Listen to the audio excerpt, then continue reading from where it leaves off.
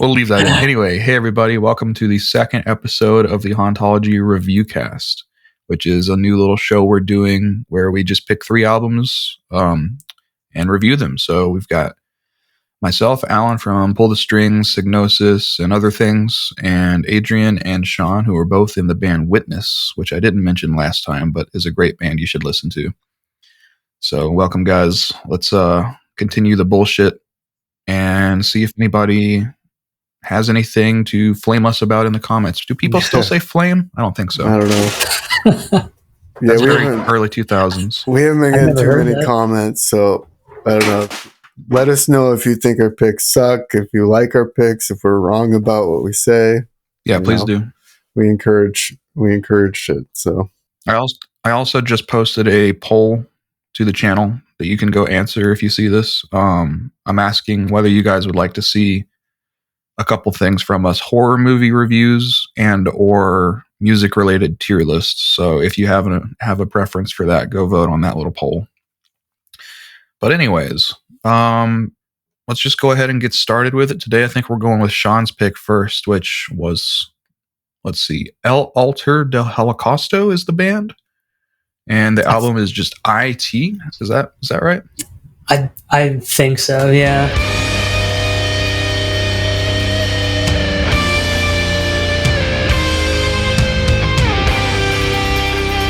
I mean, that's what I would say. Okay. Yeah, they're a 4-piece, I believe, from Spain, and it's an all-instrumental album. It's so usually whenever I listen to instrumental albums, I don't love instrumental typically. But this one, there's not a second that goes by that I think that, like, oh, I wish that there was vocals to this, which is typical for me to think. And yeah, they just, the whole album, which has absolutely ridiculously long song titles. Yeah, what the fuck are these names? Yeah. I get it, but holy shit. Yeah. I'm a fan of that. I know you like that, Adrian. You're all about breaking rules. I like it too, but I just it's definitely. Are these all straight from the Bible? That's a good question. I have no idea. It seems like it. I think they did a good job, but they did put like 1, 2, 3, so like it's easily. Yeah, there's Roman numerals, so you still see like this is the first song, the second. That could song. be like easier shorthand. But the song titles are like a paragraph, which is interesting. Yeah, and it says that it's this holy work is entirely inspired and dedicated to the image of the Holy Spirit, and then it goes on to talk about that a little bit. But yeah, it's just I really don't have a whole hell of a lot to say about it because it's an instrumental. But I just it's one of the most impactful instrumental albums I've ever listened to. Before this, I would say that like Astrosaur, I really like them. Russian Circles is also pretty good, and I can't think of the name right now, but Adrian, you really like them. What's the band? Godspeed You Black Emperor. Yeah, Godspeed You Black Emperor. That's another one, but this is definitely a little bit more, for lack of a better word, like put together than that, and a little bit more accessible, I would say. But it's so good, and I just really I wanted to know what you guys thought about it, and I wanted to show you guys it. So yeah, I loved it. Heavy post rock with like kind of like doom influences in it. Really well done. Production sounds good. I love the whole package of it. Like I said, I love the long song titles and kind of like contrasted by the short album name. It looks like the merch they got, it looks killer too. So yeah. I really dug this one. I'm a big fan of post rock, and post-rock on the heavier side I tend to favor. So I thought it was very well done. I gave it a couple listens through. Yeah, I was very impressed by this one. Yeah. Yeah, I mean, like I said, what the fuck are the song names? But it's cool. I appreciate, doing whatever you want to do with the formatting of an album and whatnot. They're clearly trying to put forth a aesthetic here of Christian. It's like a Christian aesthetic, I would say, and that's definitely not the most common thing in metal. So that's cool. Post rock. I just want to mention, I don't know like the reference for the band name, but I would just hope that they're using the general definition of Holocaust, not the historical event. But I don't know. I would like to know what the name means, where it comes from. But yeah, this is a nice, meaty sounding band. The drums are mixed nicely. I can hear. Of course, I'm immediately talking about the mix. This is just me. I can hear that there was something in the signal chain that was less than ideal with the drums, like the preamps or the mics or something, but it's hard to record drums, so I'm not holding that against them whatsoever. It sounds great. It's heavy and somber. Instrumentally, it kind of reminds me of like Pelican, the band from Chicago. That's my closest reference point as far as a similar instrumental post-rock band. So that's a compliment because I love Pelican. And the ones that stuck out to me were like the second and the sixth tracks. And then also like the ambient metal section on the fourth one leading into like the part where it comes back in heavy straight through to the end of that song was a really standout moment for me. I really enjoyed that part. And I mean, other than the drums, the only criticism I can think of is that the lead guitar sounds a touch amateur and out of tune at times. But this kind of reflects the point of the band, in my opinion, because, it's like we are imperfect and need a savior and all this stuff. So, I mean, that's kind of philosophically arrogant to say in the first place, that the guitar means that. I don't think they meant that. But I'm just saying it makes sense to me in the context of what this is about, like that there'd be like imperfect and human elements to it, right? So I actually appreciate that. It just kind of works for the album. You go ahead, Sean. Sorry, I just wanted to say I just looked it up. It means, I think that it means the altar of burnt offerings. Okay. Yeah, I mean, Holocaust means passage of fire. That's what I was assuming. That's what it was referencing. Yeah, I assume it's not talking about the Holocaust, but it's an interesting and provocative name. Like I said, I'd like to know the band's take on it, but who knows? But yeah, in all seriousness, I think it's a really cool kind of post-rock album themed around something unique, and it's refreshing to see different walks of life represented in metal, So I like that. It's a beautiful album, and I will be picking it up eventually because I enjoyed it a lot. Yeah, I wanted to snag the vinyl. I might. I don't think they have this album, but because like, man, the tapes they made look killer too. I'm bummed out. It's all sold out. I'll have to go on Discogs. Also, the only bad thing about it is the shipping prices are pretty crazy because I was looking that up too. Yeah, definitely understand that. It's brutal. But yeah, great pick, man. Thanks. Yeah, we got what would it be? Would be 1 for 2 so far with Sean. Sean's pick. Nah, definitely gonna have to keep a tally. The last one was good too. It's just not my thing, but this one's my thing, and so I definitely wholeheartedly recommend this album to everybody. Is that all we had to say about it? That's all I got. All right. Cool. Well, my pick for this episode was the album Saturnine December by Antecantamentum.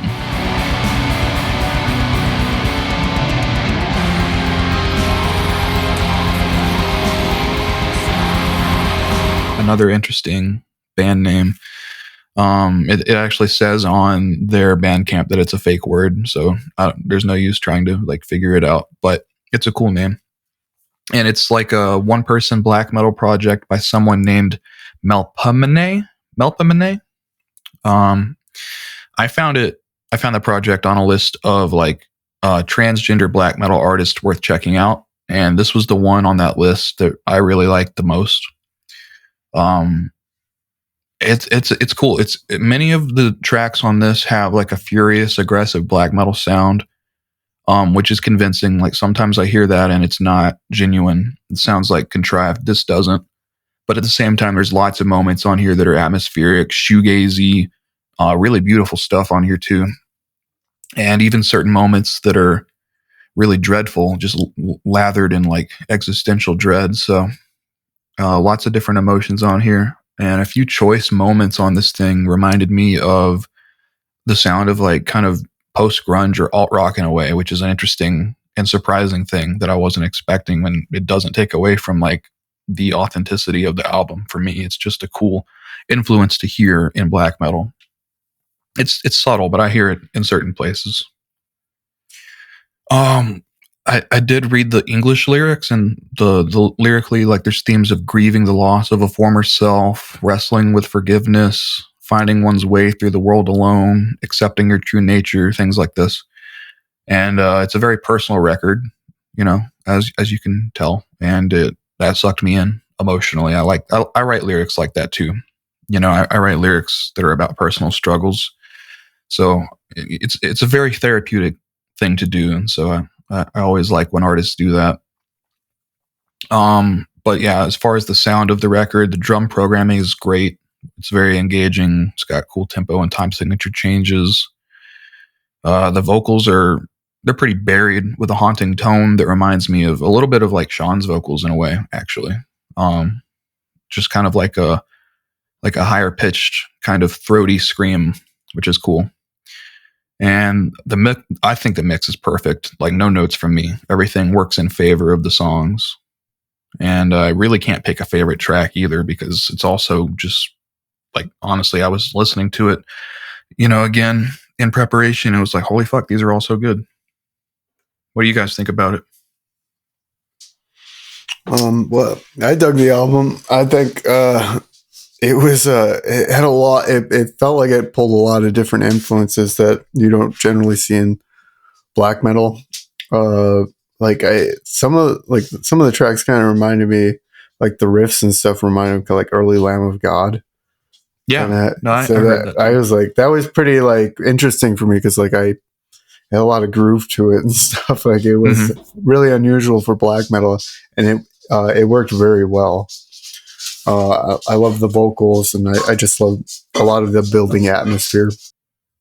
I know in the Bandcamp tags they say symphonic, but I hear more like atmospheric. I don't really feel the symphonic tag works well, but very, very well done. Everything, like even the parts that kind of clash, I think it works well for the album. Yeah, there's just one more note from me. There's this one part on the album where there's this like section of music that just stops abruptly, and then it switches to something completely different. And it's like jarring, but it works so well. I don't hear things like that very often. Yeah, absolutely. Yeah, I noticed that. I thought, I wasn't sure what happened when the first played through. And it was really well done. So I think it was fantastic. Hell yeah.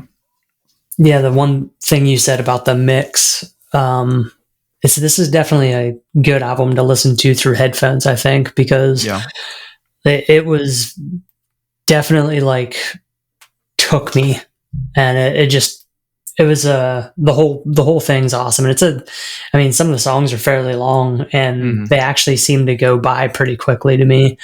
And the guitar work is incredible.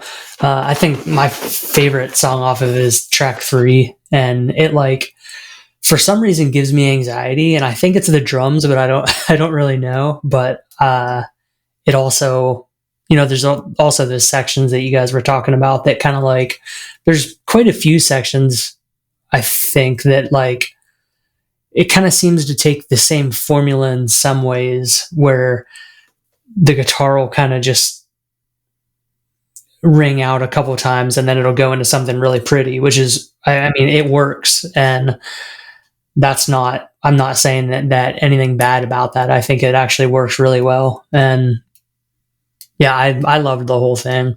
The only thing that I didn't like about it is whenever I bought it on Bandcamp, I think that it was originally, and this is a stupid thing to not like, but I don't think that those instrumental songs were there. And typically what I'll do is I'll go on Bandcamp and then I'll add a bunch of songs to a playlist, and then I'll shuffle that playlist.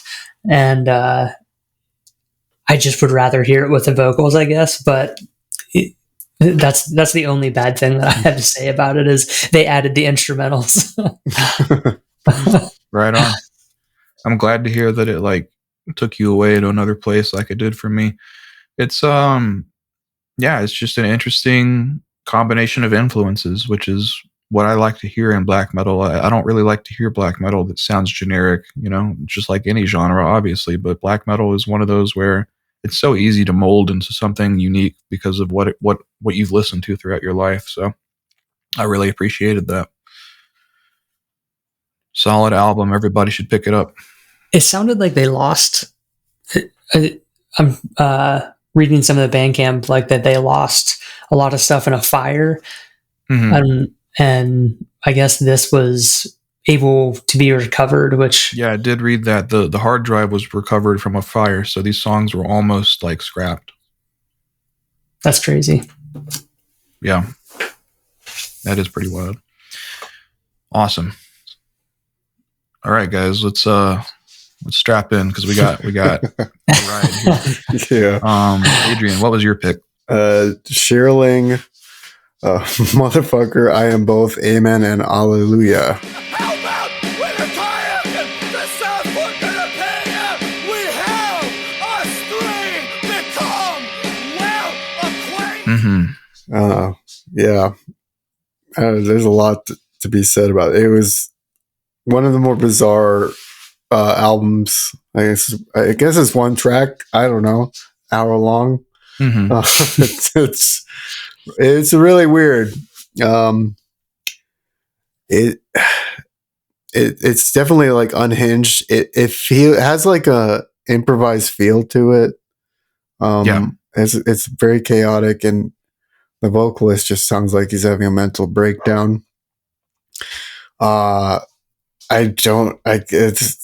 I'm not even sure how to like really classify it. It's obviously noise influence, avant-garde. Obviously, it's very experimental. It's one of those things like I probably wouldn't recommend to a whole lot of people if you're not used to like, especially like kind of noise rock in general. But even for noise rock, this seems a little bit out there, and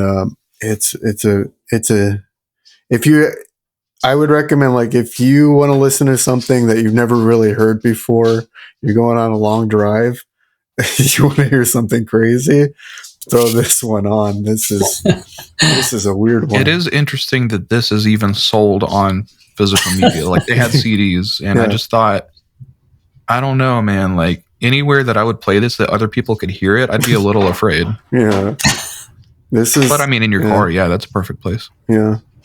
I don't like. I would recommend it to you guys, but I don't know if like my other friends and like that I work with. I don't know if this is for them. Definitely not. Yeah, this is fringe stuff for sure. Yeah. Do you want to talk about it first, Sean? Sure. First off, I'm really pissed off that I missed out on the CDs because that was the first thing that I checked whenever I listened to like the first like 10 minutes. I was like, I have to have this, and then I was like, shit. But it sounds like vignettes of a madman, but like, I don't know if you guys have ever listened to Listener, but spoken word type stuff, and it just sounds like, to me, it definitely sounds like Listener if you were to like take a lot of, I don't know, maybe meth or something that makes them very paranoid, and just started rambling to like. And another thing, like, there's so many different instruments in this album that it's like, some of it's overwhelming. It's definitely not the easiest listen, but it's extremely rewarding. And it definitely passed my dishes test, which is like if I'm doing the first time I listened to it, I was doing the dishes, and if I can go through an album and not want to skip a song, which you can't even skip a song with this, but I didn't. There wasn't one moment where I was like, I want to listen to something different. It was engaging in the strangest way the whole time because I just couldn't wait to hear what was next. Yeah. But there are some parts that like drag on for a while, but then it'll go into like I said, like vignettes, like small weird shit that's just I've never heard anything like it. I'll say that. Yeah. That's very true. The first thing I wrote when I was making notes on this is something else, and then I wrote the voices are growing louder. I mean, not to make light of schizophrenia, like I know plenty of people that deal with that, but this is a schizophrenic album. On a serious note, it's so extraordinarily weird. Like the first thing that really had me scratching my head was one of the spoken word passages where the dude's like, I'm going to climb up your leg and pull down your gay little underwear. Yeah. Yeah.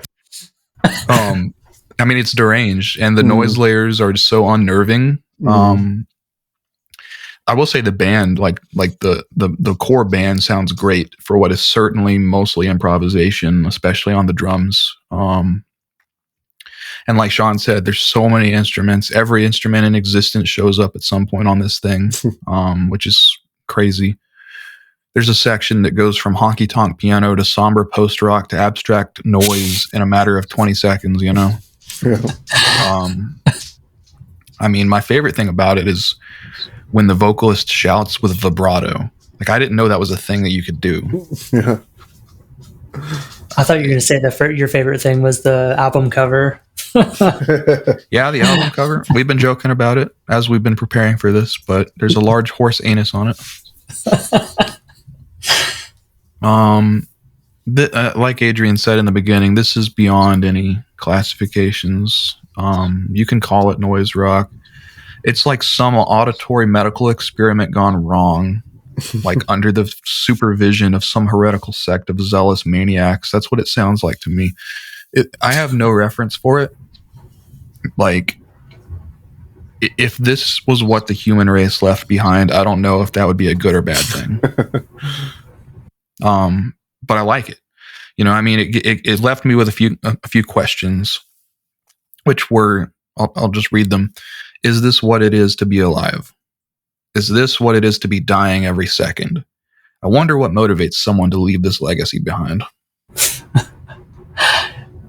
Well, the one thing you said about zealous maniacs, that should be on like a t-shirt or something for this band, because that was a great poetic way to put that. Yeah, that's just what came to mind.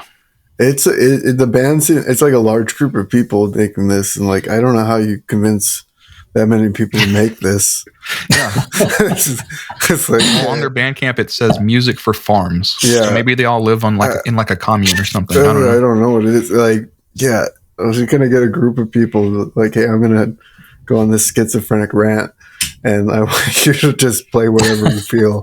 It's nuts. I don't even know how you would really approach making this kind of stuff. Mm-hmm. Yeah. Well, it seems from the outside like there's one main songwriter who wrote most of it and also plays most of the instruments. This dude's got a collection of every instrument in the entire world, I guess, and just decided to go crazy with them and make this. You know, it's usually the most experimental stuff, like we've talked about this, it tends to come from more solo projects. You know, the less people, the more you can kind of get away with without like other people trying to reel you in. But this is, I don't know. It's crazy that it's a group of people for this one. Yeah. But that makes sense if it was mostly one guy doing the writing. But yeah, it's still just a trip of an album. Yeah, I would take walks and listen to it. I'm like, what is going on? Like, I think Sean mentioned this, where like just excited for whatever would come next. That was definitely like a feeling that I had throughout. And I think the last like 6 or 10 minutes of the album are more somber and quiet and like not so crazy. And I felt like that was a good resolution. It was pretty needed. Yeah. Yeah, this was one of the weirder albums I've enjoyed for sure. It kind of, I don't know, like I like You're in Hell and stuff like that. So like I was kind of already into this kind of unhinged noise rock, but this one is really well, I mean, you got me into noise rock with no, you didn't get me into Great Falls, but Great Falls is what we first started talking about when we were talking about noise rock. Yeah. And that was kind of my introduction to it. I had never gotten into like, there's plenty of history from like Godflesh to like whatever. I've never listened to most of it, but that was my frame of reference for this. And this is so much like broader in scope than what Great Falls does. Not saying that either band does a better or worse job. I'm just saying it's totally different. Yeah, man, this was crazy. Thank you for putting me through this. Yeah, definitely. It really kind of just, I don't know if people are going to enjoy this show that we're doing or not. I mean, it's definitely fun to do. But it just gets me excited for whatever you guys are going to come up with next. Like, I don't know, like some weeks I might be just feeling like I just want to review one of my favorite albums, and it might be like a safe album, something that there might not be an awful whole lot to say about, but just like that connects with me. Or other times it might be something crazy. So you never know. Yeah, I'm going to keep trying to pick weird ones because for 2 reasons: to keep it kind of exciting, and also just to kind of, a lot of these are pretty underground. So like to help out just the smaller bands and stuff that are kind of trying to break the mold of what music can be, Yeah, I mean, even if we review something pretty harshly, there's going to be people that are like, oh, then that's for me, and they'll still go check it out. Yeah. So I mean, there's really no harm. All press is good press, kind of thing. Yeah, definitely. Well, guys, I think that's going to wrap us up for this episode today. I appreciate you taking time to do it. And like I said, I look forward to more reviews in the future. What are we doing this monthly? Yeah, I'll shoot for monthly. Okay. Yeah, unless people want to see more, I guess we can try to do it more frequently. Well, if you want to see it more than once a month, drop in the comments, share it, make sure this thing starts getting plays. Yeah, for real. We'll make it happen. But yeah, and also shout out, since you guys are both here and you're in Witness, shout out to everybody that checked out the Witness music video that got us a bunch of subscribers on YouTube. So I guess we'll be getting more eyes on this stuff than not because of that. Yeah, that was pretty sweet. Yeah, it's our most popular video. What is that at now? Like 3.3, 3.6 something? Last I saw was 3.6 thousand. Nice. Yeah, Samara did a really good job with it. Yeah, shout out Samara Canned. I think that's how you say it. But excellent job on the music video. All right. Well, thanks everybody for stopping in and listening to our opinions that are, only ours. You can disagree, just leave a comment and we'll get back to you for sure. We like the conversation. And we'll see you next time on the podcast. Subscribe to the feed on Spotify, Apple Music, subscribe to the YouTube channel if you haven't, and we'll see you then. Bye.